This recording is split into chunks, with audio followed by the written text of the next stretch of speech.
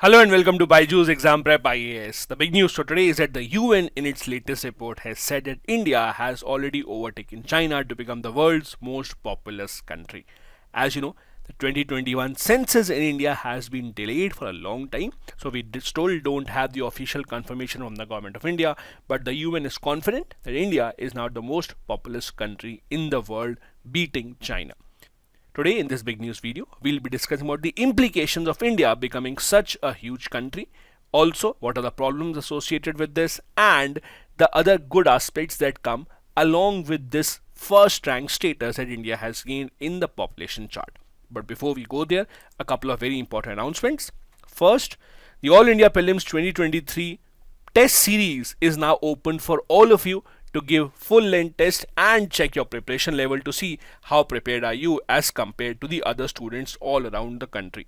The test series test will start from the 23rd of April, and every Sunday after that at 9:30 am you will be able to give this test and get a ranking to check what is your level of preparation.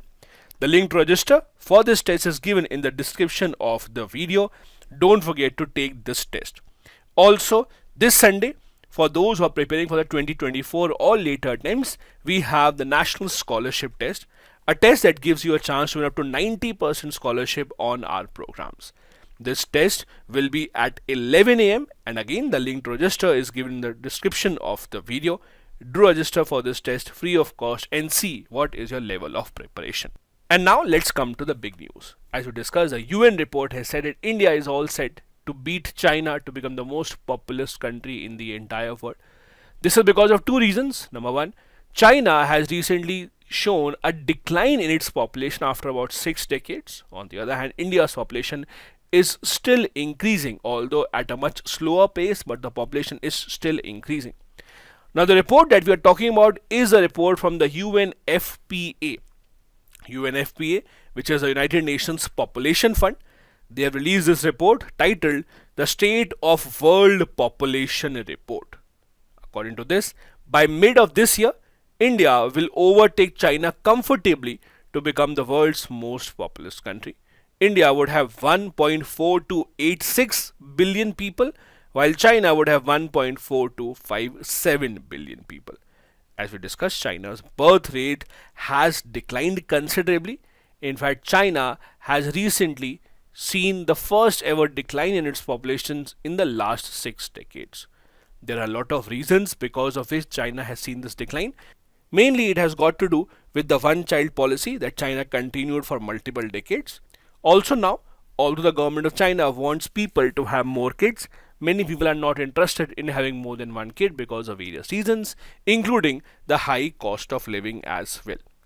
India's population numbers, as we said, are not from the side of the government of India so far because the 2021 census has been delayed. In fact, as per the news in today's newspaper, the government has said that the census would be delayed till after the Lok Sabha polls, which are supposed to be held in May 2024. So although the official report has not come in from the government, we are depending on the data given by the UN. This is a projected trend of India's population. As we discussed, it is all set to overtake China by mid of 2023, and even after that, India's population will continue to rise at least till 2050, while China's population will continue to decline even by 2050. India's population will go well above 1.6 billion mark as well. This is a list of the 10 most populous countries in the world as released by the UNFPA. India, China, as you can understand, the top 2 countries, followed by US, Indonesia, Pakistan, Nigeria, Brazil, Bangladesh, Russia and Mexico. The most interesting part is, if you look at Indian subcontinent, just look at the countries that emerged out of India only. India, Pakistan, Bangladesh. All these 3 are in the top 10. That is why Indian subcontinent, SAARC specifically, has been renowned around the world as a group that has a lot of potential because of the huge market, but they have not been able to realize that potential. This is a graph that shows you the annual population growth over the past 6 decades or so, since 1961, how China's population increased and how it has actually changed over the years. as compared to India's population and as compared to the world population. Please understand, this graph is not about the total population. This is the population growth. So by what percentage is the population growing?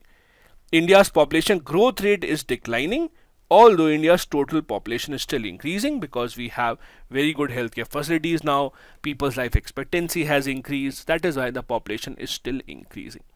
Now, along with this first rank status come a lot of challenges. For example, the biggest challenge would be the government of India has to be responsible for providing for enough food, education, health, housing, basically all basic amenities have to be provided to such a huge population. The scale of this challenge itself is extremely huge. It is also because in India, if you see the proportion of people who pay income tax, it is very low. That is why the government's tax collection usually is never enough to sponsor a lot of government welfare schemes. The other side of the problem is the water scarcity. As you know, in India, the groundwater level is continuously declining for a lot of reasons, because of unplanned construction activities, because of our agricultural patterns. We grow a lot of water intensive crops. There are multiple cities in India that are facing a water scarcity crisis that will only become worse. We also are facing a problem of unemployment. So more people in the country means we need to generate even more jobs in the coming years. These are some of the challenges that the country is facing. On the other hand, we also have certain opportunities that we can make use of. As we grow, as we become a much bigger country, India's claim to international organizations such as the UNFPA permanent candidature becomes even stronger. India now contributes over 17% of the world's population.